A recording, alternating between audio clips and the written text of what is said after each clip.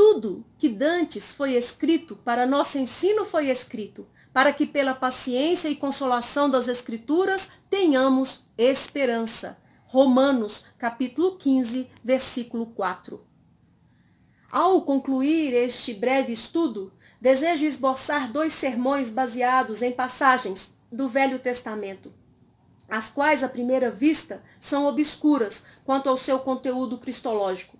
Espero que elas nos animem a encontrar Cristo em todas as Escrituras.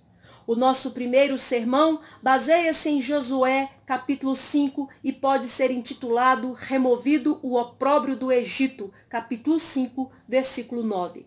Sob a liderança de Josué, os israelitas tinham cruzado o Jordão. Suas águas transbordantes e revoltas retidas e encurraladas pela Arca da Aliança, que representam Cristo. Eles tinham escapado do deserto da incredulidade e tinham sido transferidos para Canaã, a terra prometida da qual deveriam agora tomar posse e que representa a salvação em preferência ao céu. Hebreus, capítulo 4, versículos 6 a 10. Mas o seu avanço é interrompido abruptamente. Antes de poderem ir adiante, todos os homens tiveram que ser circuncidados. Por que isso é importante? Consideremos a resposta sob 3 títulos: o sinal da aliança, os sinais da carne e a suficiência de Cristo. Deus estabeleceu a circuncisão como o sinal e o selo da sua aliança com Abraão, como está em Gênesis capítulo 17, versículos 7 a 14 e Romanos capítulo 4, versículo 11. A aliança em questão não foi a do Sinai, mas a aliança da promessa, que teria seu final e supremo cumprimento em Cristo. Todavia, teve também um cumprimento histórico na ocupação da terra de Canaã, como está em Gênesis capítulo 17, versículo 8. A quem Deus daria a terra prometida? Somente aos herdeiros da promessa, que trazem o sinal da aliança. Mas faltava esse sinal à nação que entrou em Canaã com Josué. O ritual da circuncisão tinha sido suspenso durante os 40 anos no deserto, sublinhando o desprazer de Deus por sua incredulidade. Gênesis capítulo 17, versículo 14. Portanto, antes de poderem possuir a terra, eles tinham que ser readmitidos na aliança da promessa pelo restabelecimento do seu sinal. Que podemos aprender disso? A aliança da promessa cumpre-se na nova aliança em Cristo. A terra retrata a salvação e a circuncisão física prefigura a circuncisão do coração. Em Cristo Jesus, nem a circuncisão, nem a incircuncisão tem virtude alguma, mas sim o ser uma nova criatura. Gálatas capítulo 6, versículo 15. Vemos, pois, que somente os verdadeiros herdeiros de Abraão, os quais compartilham sua fé e, tendo nascido de novo, são novas criaturas em Cristo, estão qualificados para possuir a terra da salvação. Gálatas capítulo 3, versículo 9 e versículo 29. O opróbrio do Egito foi a escravidão, mas não foi removido quando Israel fugiu do Egito. Por quê? Porque Israel permaneceu na escravidão da incredulidade. Somente agora, quando novamente estão sob a aliança da promessa, o opróbrio foi finalmente removido. De maneira semelhante, nós devemos encontrar refúgio sob a nova aliança no sangue de Jesus, como está em 1 Coríntios, capítulo 11, versículo 25. Se é que havemos de herdar o reino do céu. Com relação à circuncisão do coração, Paulo escreve: no qual também estáis circuncidados com a circuncisão não feita por mão no despojo do corpo da carne, a circuncisão de Cristo. Colossenses capítulo 2, versículo 11. Sob a nova aliança, a circuncisão física fica sem sentido, mas permanece como uma figura da nova criação realizada em Cristo. Moisés previu isso claramente. O Senhor Deus te trará de volta a terra que teus pais possuíram e a possuirás. E o Senhor Deus circuncidará o teu coração para amares ao Senhor teu Deus com todo o teu coração, com toda a tua alma, para que vivas.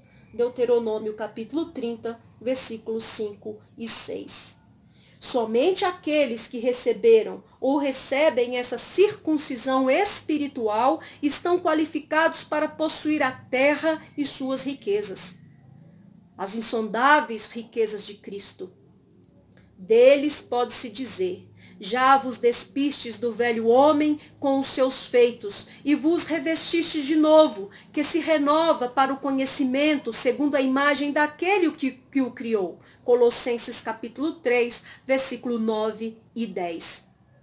Eles puseram de lado os maus desejos de sua carne e dos pensamentos e se tornaram feitura de Deus, criados em Cristo Jesus para as boas obras as quais Deus preparou para que andássemos nelas. Efésios capítulo 2, versículo 3 e 10. As palavras de Paulo sobre a circuncisão espiritual fazem parte de uma extensa argumentação. Os versículos anteriores declaram: nele, em Cristo, habita corporalmente toda a plenitude da divindade e estáis perfeitos, completos, nele, que é a cabeça de todo o principado e potestade. Colossenses capítulo 2, versículo 9 e 10.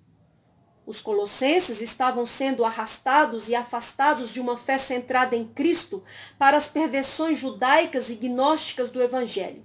Seus falsos mestres os estavam concitando a observar costumes judaicos e a buscar uma sabedoria esotérica.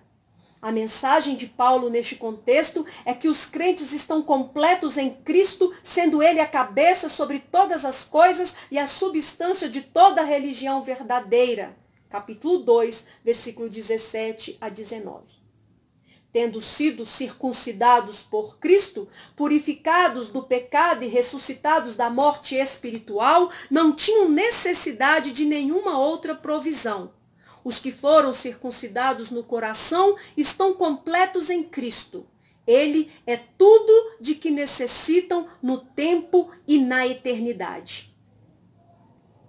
Nosso segundo esboço de sermão baseia-se em Esdras, capítulo 7, versículo 11 a 28, passagem que registra o encargo dado pelo rei Artaxerxes a Esdras para voltar da Babilônia para Jerusalém e fazer reviver o culto no templo e renovar o próprio templo. Enquanto que o exemplo de Josué está claramente atado a um símbolo explícito, este segundo exemplo reflete um modelo implícito. Um só versículo faz a abertura de toda a passagem. No versículo 27, lemos a resposta de Esdras às generosas provisões que o rei tinha feito. Bendito seja o Senhor Deus de nossos pais, que tal inspirou ao coração do rei para ornarmos a casa do Senhor que está em Jerusalém. A passagem é então toda ela sobre o embelezamento da casa de Deus, que tipifica a igreja de Jesus Cristo. Embora reconstruído completamente apenas 70 anos antes, o templo tinha passado por maus períodos.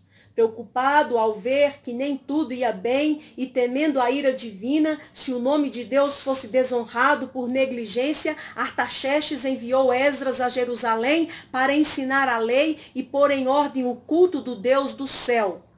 Os últimos capítulos de Esdras focalizam as falhas e faltas que ele encontrou, particularmente as concessões ao mundo por meio do intercâmbio de casamento com adoradores de ídolos, como está em Esdras, capítulo 9, versículo 1 ao 15. Quão claro retrato é este da igreja militante atual. Até dentro das igrejas evangélicas, vemos muita coisa que causa desonra a Deus por compromisso ou concessão e acomodação ao mundo. Portanto, a nossa passagem atende a uma necessidade corrente e tópica. O propósito de Artaxerxes não foi apenas dar arrimo a uma religião enferma, foi ornar, embelezar o templo. Ele procurou não somente a sua sobrevivência, mas também a sua transformação. Semelhantemente, o propósito de Deus e o nosso desejo é ver a Igreja de Cristo em nossos dias transformada além da nossa imaginação. Mas o que é que pode ser feito para ornar a Igreja de Cristo? Aqui temos as respostas na carta de Artaxerxes, o Rei dos Reis, capítulo 7, versículo 12. Veremos então respostas no livro de Deus que nos leva ao Supremo Rei dos Reis e Senhor dos Senhores, sim, Jesus Cristo, como está em Apocalipse, capítulo 19, versículo 16. É propósito de Cristo apresentar a si mesmo uma igreja gloriosa, sem mácula, nem ruga, nem coisa semelhante, mas santa e irrepreensível. Efésios capítulo 5, versículo 27. Artaxerxes não envia a Jerusalém um diplomata, nem uma figura de proa, mas um humilde sacerdote. Nisso vemos a percepção do Rei dos Reis.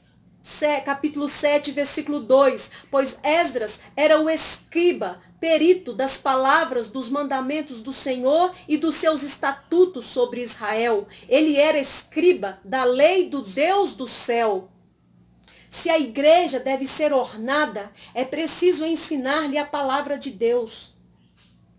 A vívida lei e mensagem de um Deus soberano.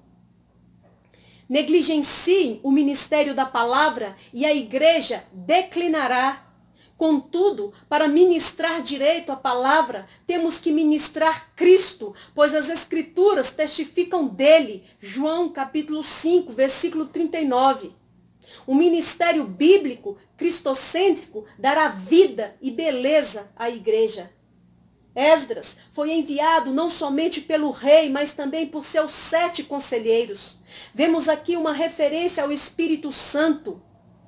Sozinha, a palavra não dará nova vida ao povo de Deus, nem embelezará a igreja, mas a palavra e o Espírito juntos o farão. Quando Paulo pregava Cristo e este crucificado, sua pregação era em demonstração de espírito e de poder, como está em 1 Coríntios capítulo 2, versículo 2 a 5.